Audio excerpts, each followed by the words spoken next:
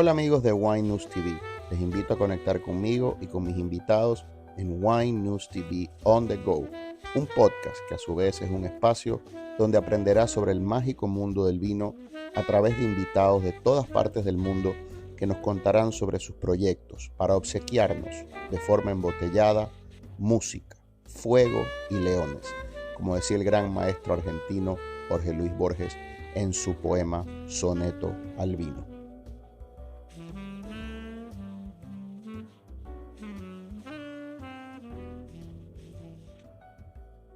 Hola amigos de Wine News TV, el podcast. Una vez más estoy aquí en un lugar que quiero, que siento como mi segunda casa, ya que tengo una cava aquí. Estoy en la bodega de Méndez, aquí en Las Pajareras, como le decimos a algunos amantes del vino, porque esto es un lugar lleno de jaulas de vino y aquí reposan los vinos del año que nació mi hijo, el 2013, para algún día tomármelos con él. Y hoy tengo un invitado que regresa el Master Sommelier Joe Spellman.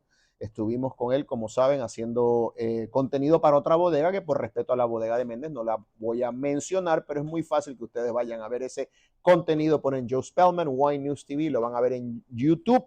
Hoy vamos a hablar de unos vinos que adoro, que son deliciosos, que son de Napa Valley y que tuve el placer de entrevistar hace más o menos 10 años al señor Randy Lewis. Vamos a hablar de los vinos de Lewis. Joe, good to see you. Wonderful to be here in this great environment for great wine. How you been? We saw each other, I think, before COVID. You haven't aged a bit. Huh. You look exactly the same. Maybe a few pounds heavier. No, I don't think so. I don't think so. We're doing good. You know, we consume good ingredients. We consume good stuff. Got to do it. For the audience, because some of the people that follow the podcast not necessarily have followed the channel in the past. Can you tell me a little bit about yourself? What's a master sommelier? Is it like a Jedi in the wine world? What's up? Tell me about you. We are mistaken for being Jedi-like sometimes. I will say that the entire roster of Court of Master Sommeliers members are quite interesting, diverse, talented people. They have a lot of interests aside from wine, a lot of talents aside from wine.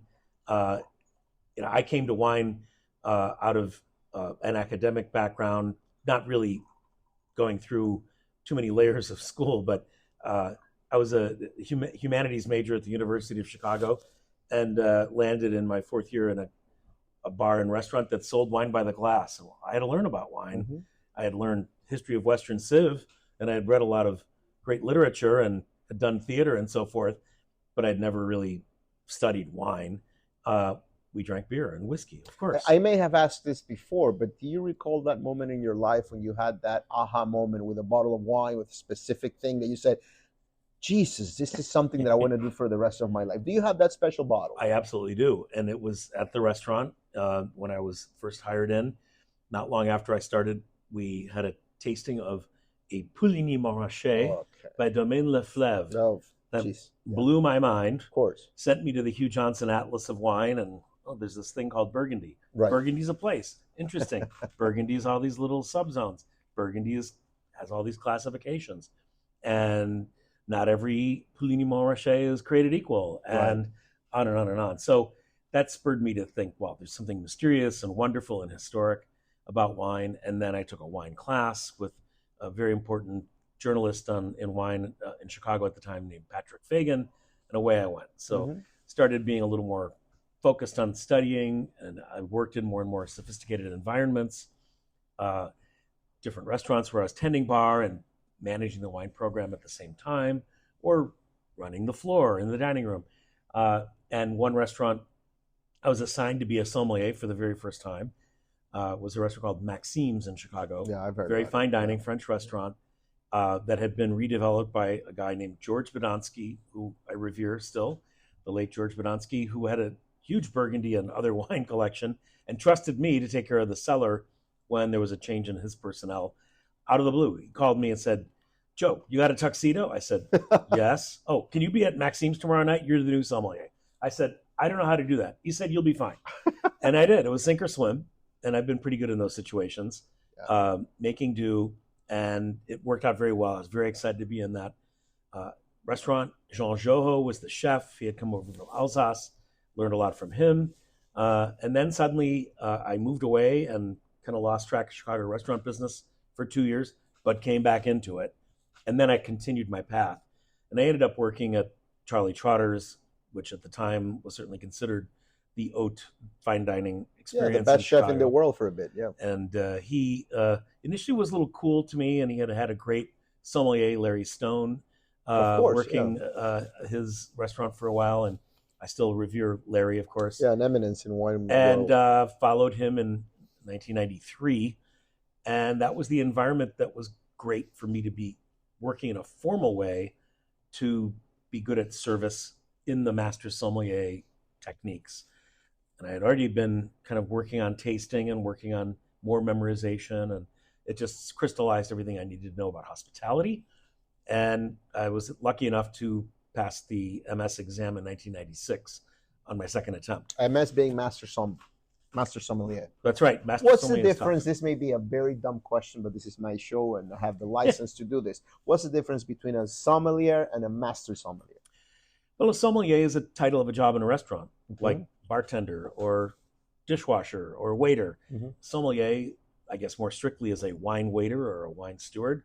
The word comes out of military history, where the sommelier was somebody who managed the pack animals that brought provisions for an army. Interesting. Yeah. And it comes actually from an old Greek word, but we're not going into that. That idea is that somebody who was involved in managing provisions, and it narrowed itself further and further when the restaurant business became a thing, which didn't really happen until the late 18th century in Paris, when restaurants actually set up and had wine cellars. And that job got more specifically designed as somebody who managed a wine cellar or served wine in a restaurant. And of course, a lot of lore goes along with it. A cellar master back in the day was responsible for taking full barrels from a producer and then putting them into bottles or decanting them as needed, as opposed to wine coming from a winery already bottled. Yep. The only wine that was bottled at the source was champagne in those days. Because it had to be. Port and Bordeaux and everything else was coming in barrels. So the sommelier's job was to manage the cellar and tap off wine when it settled and was ready to be consumed. And this is before anybody knew anything about Pasteur, figuring out bacteria and so forth. So a lot of it was catch as catch can. There could be referments. There could be stuck fermentations. There could be reasons wine. So it became more and more of a quality control position historically. Plus, it added on formality because fine wine was served in fine environments, whether it was a wealthy person's home or a fine restaurant, and handling bottles properly and pouring them carefully and using expensive crystal and handling things with silver and gloves and using a taste vin and all the other accoutrements became kind of formalized. That's all 19th century, even through the middle of the 20th century. Then I think we saw an evolution of the restaurant roles and an evolution of the sommelier role. And by the time I was in it in the 80s, it was far less formal and far more tableside kind of assistance or coaching or harmonizing with ideas coming out of the kitchen. So the sommelier didn't have quite an equal role as the chef, but was the person who was at tableside a lot more than anybody in the kitchen was. And food was becoming more public, so to speak. We had more open kitchens. We had more open cellars that were part of the design of a restaurant. Wine was getting exciting to the consumer, and the consumer needed to have an ally to wade through the many, many styles of wine, many countries that produced wine, all the questions about aging, decanting, temperature, food harmony, which is what a sommelier is hopefully expert at. And good at everything else in the restaurant business. And adding the master title to the name, that means that there's an extra knowledge acquired in order to either manage collections. Right. Well, and so the role of sommelier it also became a little more formalized to have a hierarchy, much like the guild system, English guild, where you have a journeyman and a master, what is the first to say? What is the first one? Anyway. I'll come back to you. Yeah, later. Exactly. It's a kind of a 3-tier system, like so many things. You're an apprentice, a journeyman, and a master, right? So the master wasn't a master in the sense of, you know, being the boss of everybody. The master was somebody who was the head teacher, Okay. like a headmaster in a school, and was the most educated person on wine. And this was created in the 1970s, very late, under the auspices, to some extent, of the British masters of wine. And some folks in the United Kingdom thought, well, wouldn't it be great to be able to categorize or create a hierarchy for restaurant professionals in the same way we have for people who do importing and wine writing and other aspects of the wine business. So it's very UK initially. Yeah, I had an interview with Tim Atkin, Master of Wine, a couple of years Interesting ago. guy, yeah. I mean, all those writers particularly are really interesting and global, and have, you know, big sense of the big business of wine. And so few of them, right? It's a small number. Relatively, yes, but it started earlier. So it's an organization that started in the 1950s.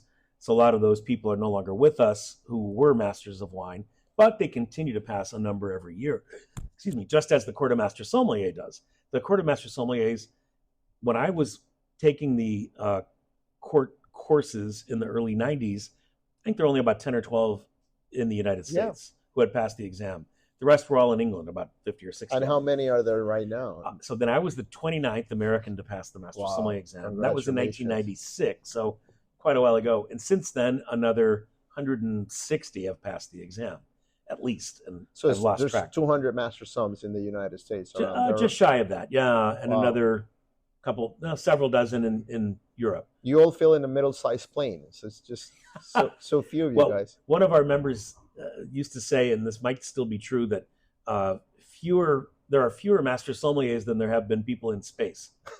It's true. All right, let's get into the wine now. It's a good segue because you spoke about space and you need speed to go out into space. And we have Louis, who was crafted by a man who knew his way around the tracks. Yes. Tell me a bit about Louis for those listening who may not know about this brilliant winer, these delicious wines with a lovely L on the label. Tell me in a nutshell, if you will, the story behind Louis.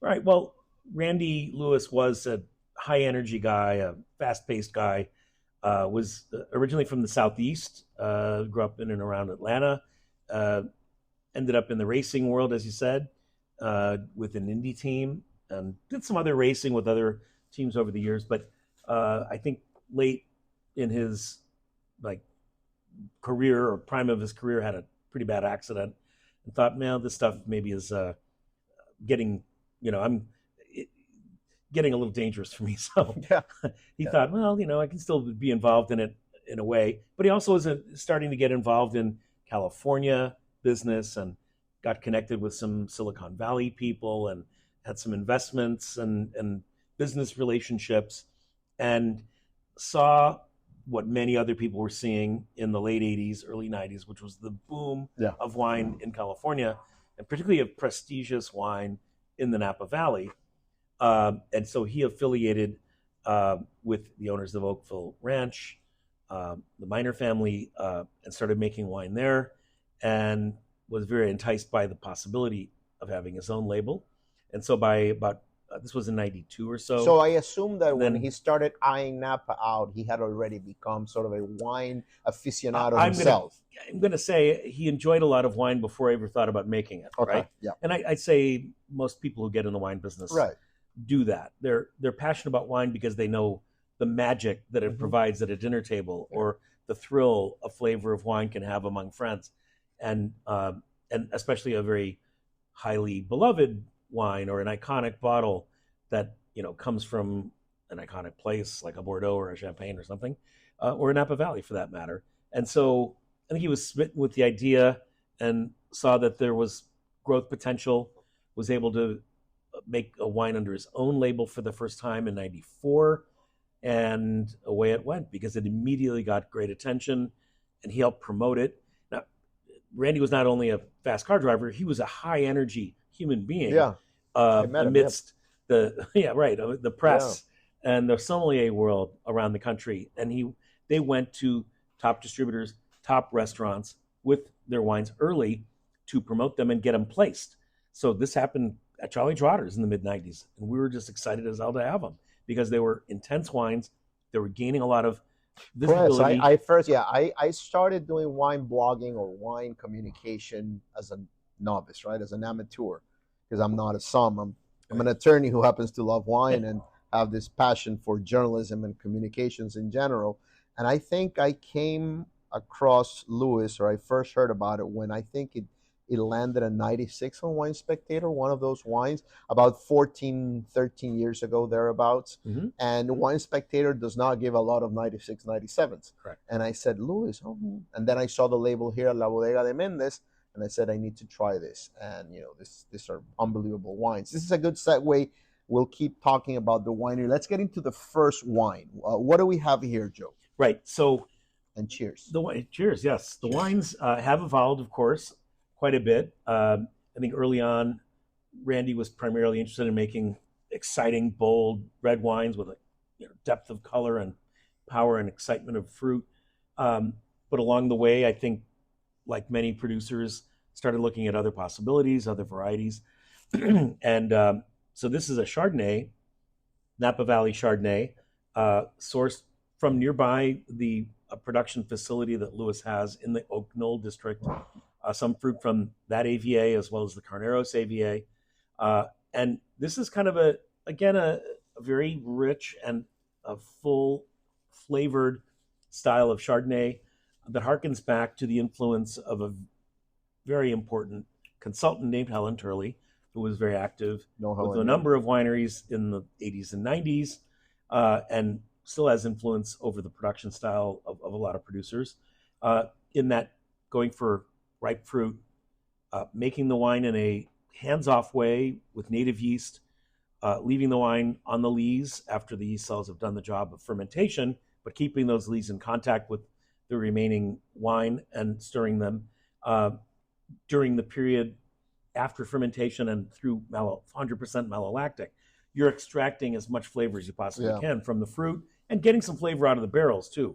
What I've always loved about these wines is that they are bold without being heavy.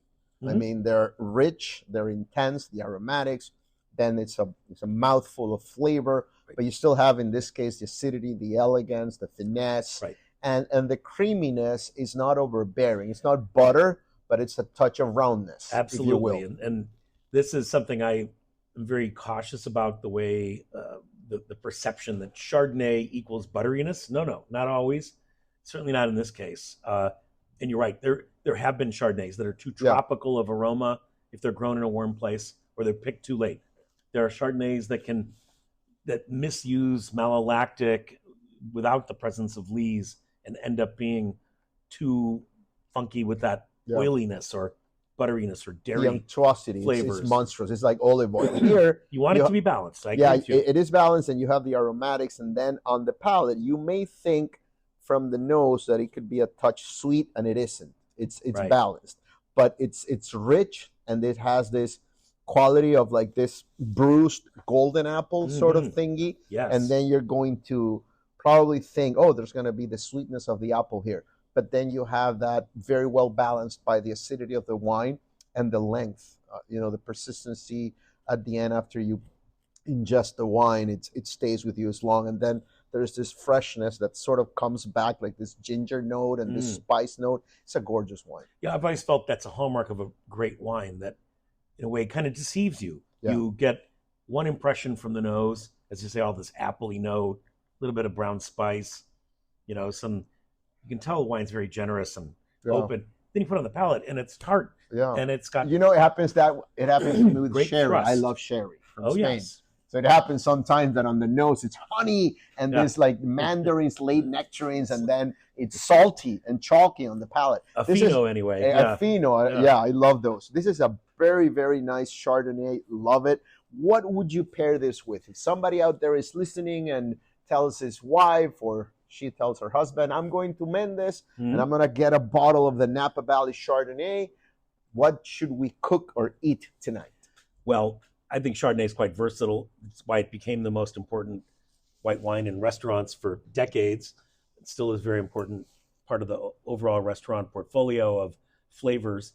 And that's because winemakers can apply different techniques and end up with different uh, aromas, flavors, spices, and so forth. I think it's great, first and foremost, for all range of seafood, particularly well sauced or buttered classic seafood dishes, whether that be lobster tail, concoctions made with crab, even good sushi with the right seasonings.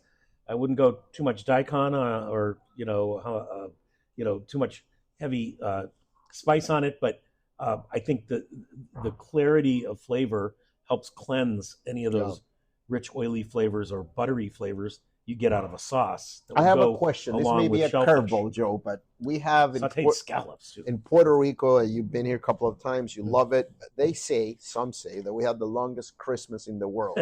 It lasts from around Halloween time to the end of January, and we eat a lot of pork in the Christmas season.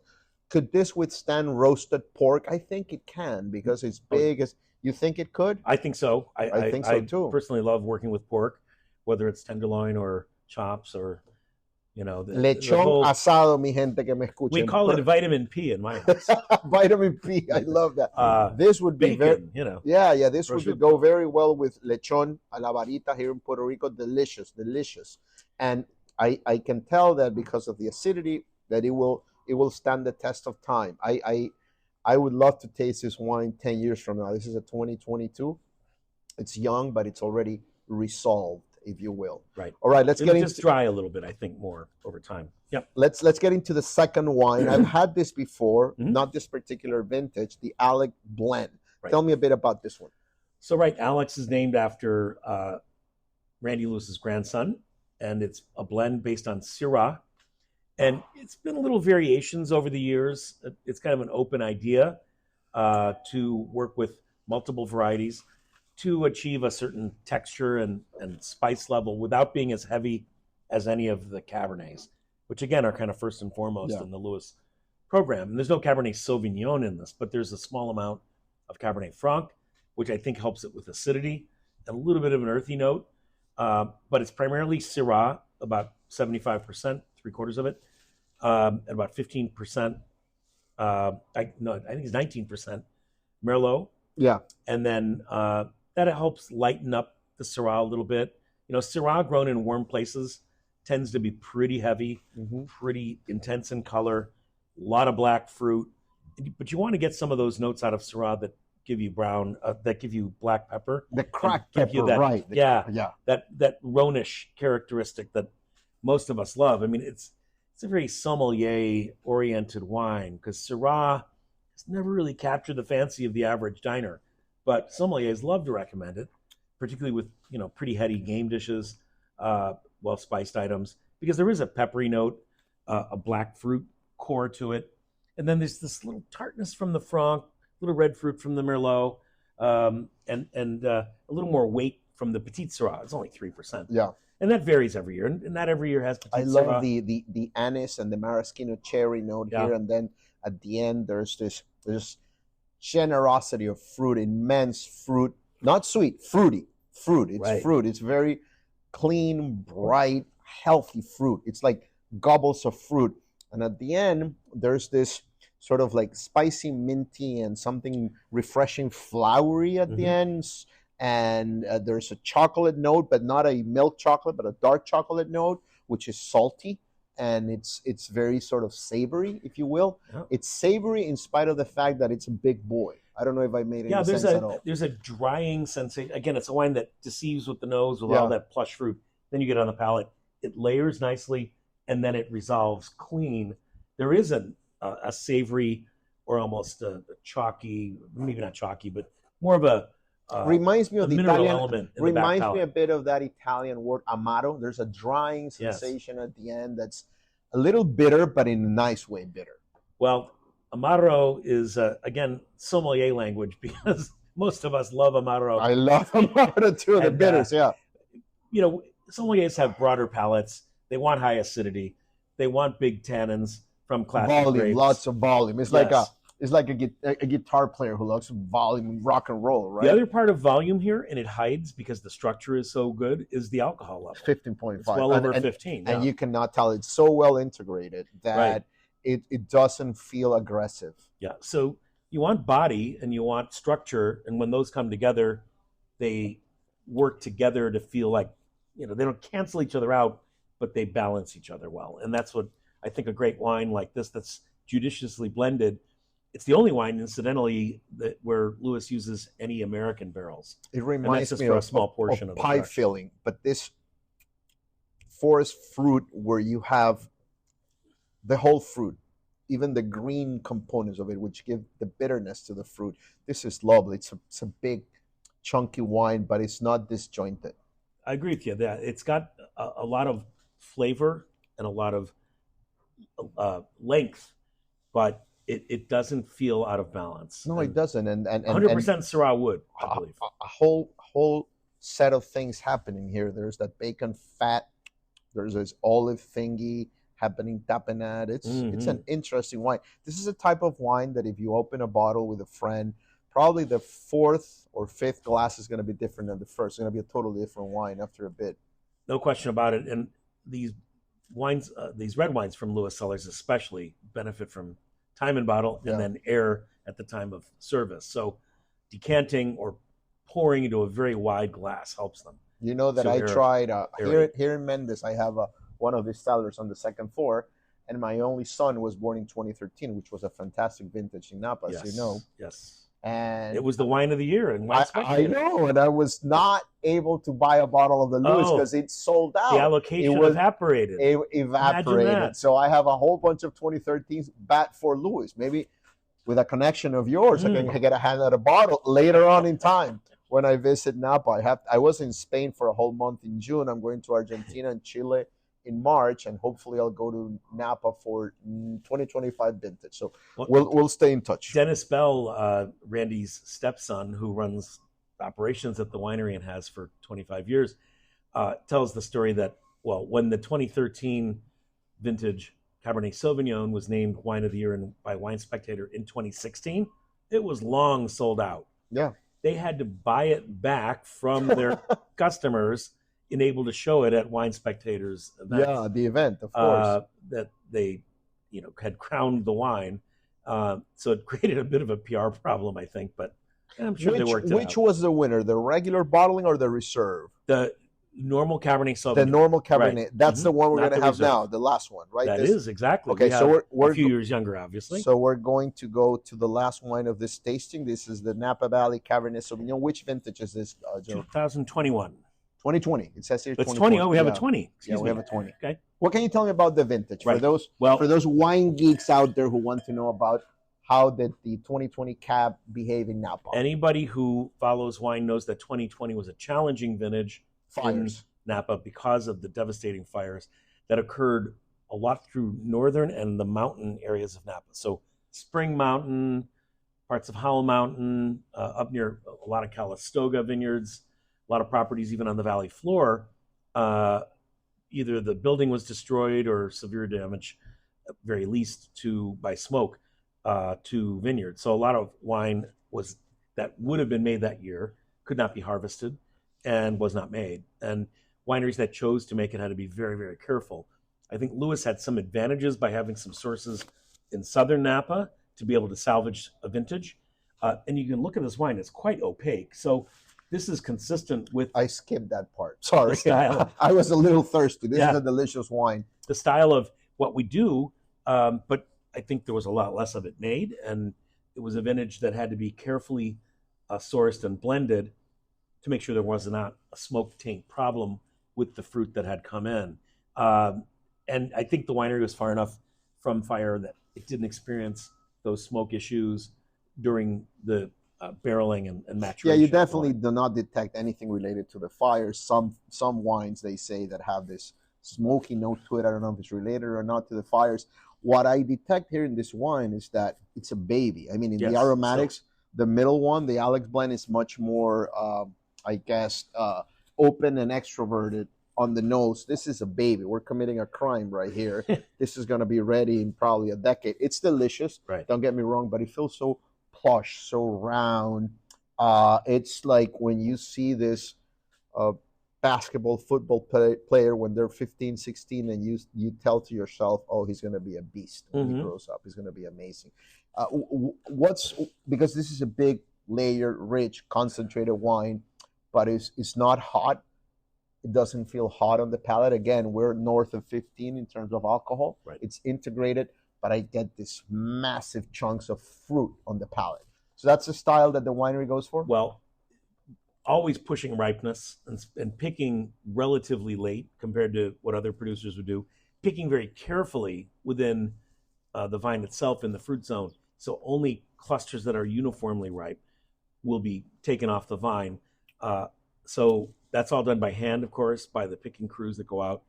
And because Lewis has a wide range of vineyard sources, even though it is very involved in the vineyard management, does not own those vineyards, we're careful about the blocks that we know we're going to pick from, that they're not touched by the same kind of treatments that other blocks might be touched in the same vineyard plot, and that the picking crews know which blocks they're going to be picking for Lewis in order to select the fruit that makes this level of intensity of color and structure. So, of course, the team is out there tasting fruit as well as measuring things and using refractometers and what have you to make sure that each block is carefully sorted out, like which row to pick when, and then only the right clusters, so you don't have raisoning on the vine and you don't have any green berries in any of the clusters. There is an art to that, I believe. You just touched on something. This is obviously a big,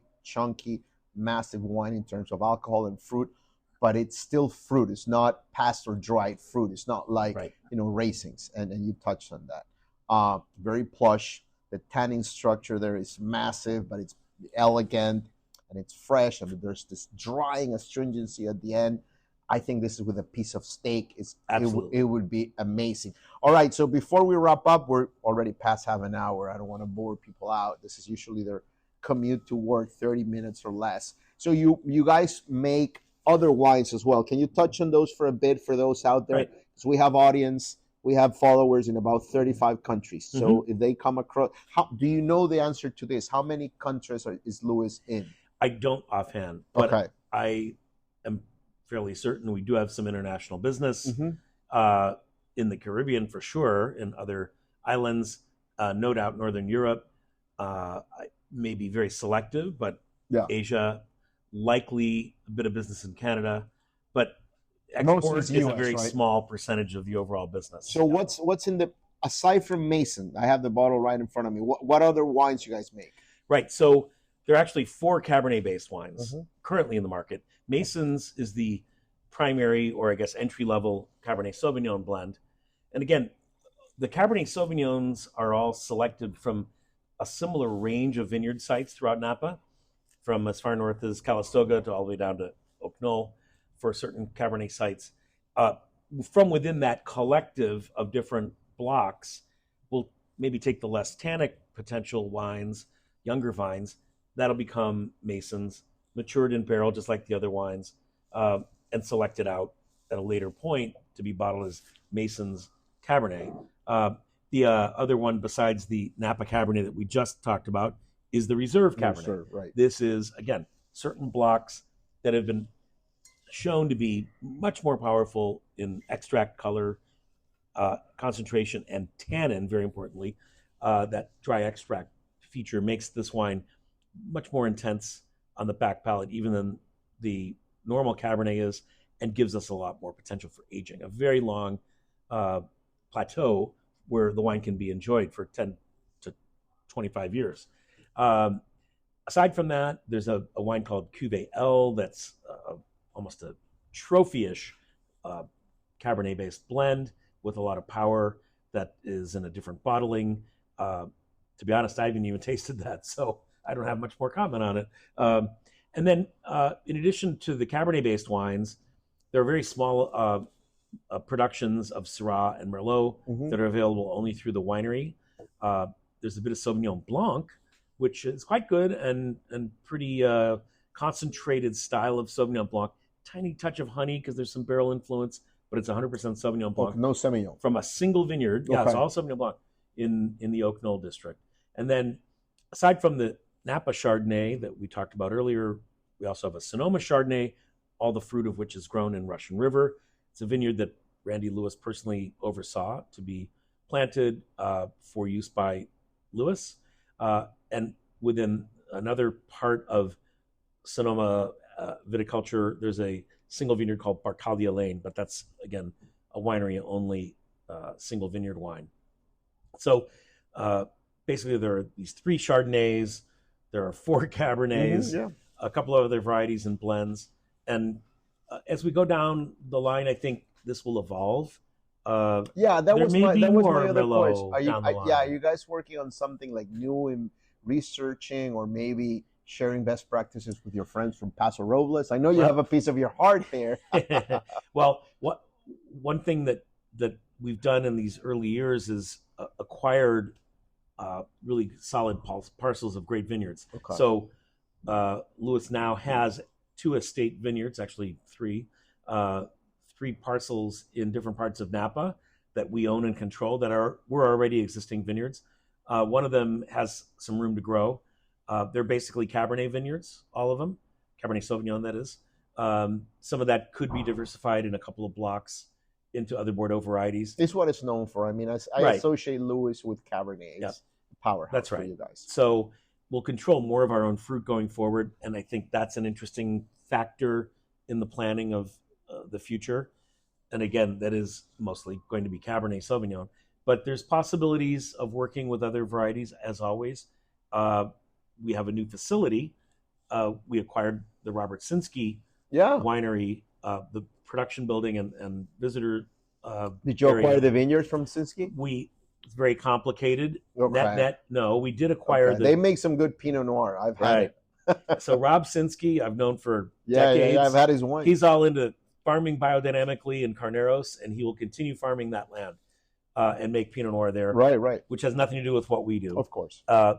We did acquire the 4 acres of Cabernet Sauvignon that are located behind the Sinsky property, and that's all being converted to be a winemaking facility and visitor center for Lewis Cellars. That's cool. And those Cabernet blocks will also be part of the overall Lewis package. So that's a very important development for visitors who want to see what Lewis is about, and the future of Lewis will be developed there. And I suspect there will be other blends, iterations, and concepts and new names for certain wines. And we're working on some new logos too. So there's a lot to look forward to with changing of the guard. The way the only way forward is to drive through the present. LewisCellars.com for those following. Come to La Bodega de Méndez. Last question, buddy. I know you've been to Puerto Rico a couple of times. I always like to end my programming on my island, home. The local consumer, your reaction, the feedback you got from them on these wines. How did it go this time? Well, I've only been here 24 hours. So this time is, what I'll say about this time is so far we're storm free. And that's good. Because last time we were together, it was massive raining, pouring down. And whenever you visit around this time of the year, it's like hurricane peak season, right? Maybe just post, but but fortunately the weather isn't everything. You know, what's interesting right now is it's pretty warm in Napa. So there's a lot of concern about overripeness at this time of year. If we have you guys picked or not yet? We're in the middle of picking. So, You're based out of California now, or you're still in Chicago? Personally, I'm based in Chicago. Yeah, I know. But I get to the wineries here and there a couple times a year. I don't go out and pick the grapes. We have professionals who do that. Of course. Our picking teams are very well trained, and they wouldn't want sommeliers picking grapes. Of course. Not master sommeliers. But here in Puerto Rico, I think, every time I come, I know no matter what the temperature, if it's 95 and humid, red wine is on the table. Yeah, so that's true. We're a red wine drinking island. Making big, rich red wine. But it's not a tough job, right? When they tell you, Joe, you got to go down to San Juan. It's like, nice, I like it. It surprised people last week when I was in Park City, Utah. You were in Puerto Rico next week? Yeah, no problem. Stop for a night in Chicago, go to another place. So I get around. It's really nice. You have friends all over the world. Carmen Del Rio, I want to acknowledge her. She's been supportive of Wine News TV for a number of years. She's a friend, also a very elegant and knowledgeable lady on the world of wine. Thank you everybody for tuning in. Cierro la entrevista en español, mi lengua madre. Gracias por su sintonía. Acabamos de probar unos vinos deliciosos del Cellars desde la bodega de Méndez. Recuerden dejarnos aquí un like, un comentario, suscribirse al podcast, compartirlo y dejarles saber a sus amigos que lo importante en el mundo del vino no es el destino, sino el recorrido, el viaje, una copa a la vez. Será hasta la próxima. Joe, thank you so much. Cheers. My friend. All right. Best of luck. Bye-bye.